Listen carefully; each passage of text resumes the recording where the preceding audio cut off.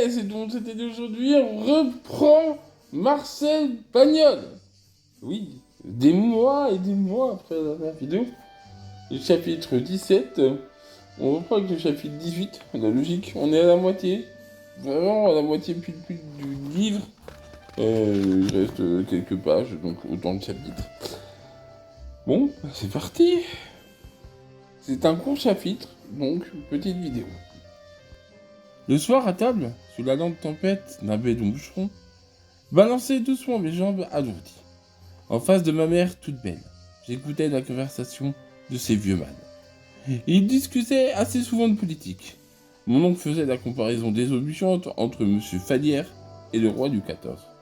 Mon père ripostait en décrivant un cardinal en forme de point d'interrogation. Parce que le roi l'avait enfermé dans une cage de fer.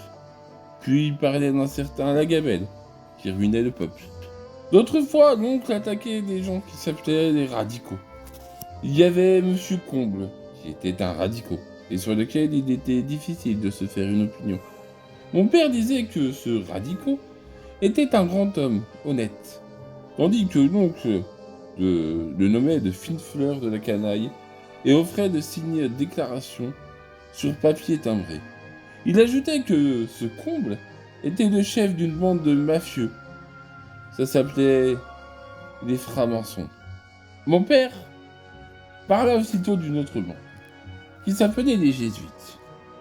C'étaient d'horribles tartuffes qui creusaient des galères sous le pied de tout le monde.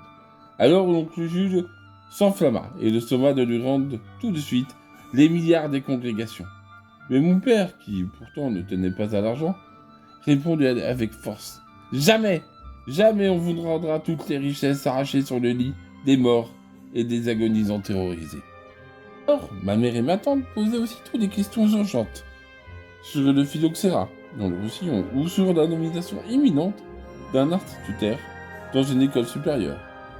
Et la conversation changeait brusquement de ton. D'ailleurs, ce qu'ils disaient ne m'intéressait pas. Ce que j'écoutais, ce que j'éguettais, c'était les mots, car j'avais la passion des mots. Comme moi. En secret, sur un petit carnet, j'en faisais une collection, comme d'autres font pour les timbres. J'adorais grenade, fumier, bourru, vermoulu et surtout manivelle. Et je me les répétais souvent quand j'étais seul, pour le plaisir de les entendre. Or, dans les discours de l'oncle, il y en avait toujours des nouveaux, qui étaient délicieux, damasquinés, florilèges, filigrames, ou grandioses, archiépiscopales, plénipotentiaires. Lorsque sur le fleuve des discours, je voyais passer l'un de ces vaisseaux à 3 ponts, je levais la main et je demandais des explications, qu'il ne me refusait jamais.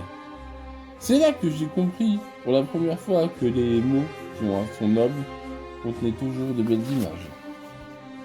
Mon père et mon oncle encourageaient cette manie qui leur paraissait de bon augure.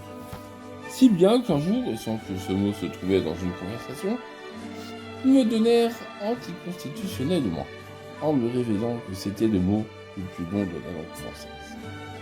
Il fallut me l'écrire sur la note de l'épicier que j'avais gardée dans ma poche. Je le recopiais à grand-peine de mon carnet, et je le lisais chaque soir dans mon lit. Ce n'est qu'au début de plusieurs jours que je pus maîtriser ce monstre, et je ne promis de l'exploiter si par hasard un jour, vers la fin des temps, j'étais forcé de retourner à l'école. Et voilà, c'est fini la fin, et j'ai recommencé la gloire de mon père. On était au chapitre 18, je laisserai d'autres vidéos dans la journée, histoire de vous intoxiquer. Ouais, non, c'est mon but. Je vous souhaite un bon week-end. Cet été, d'y penser à laisser un like, un commentaire, un abonnement. Ça me ferait très plaisir. Tout le monde dit ça, mais moi, c'est vrai. Salut, salut!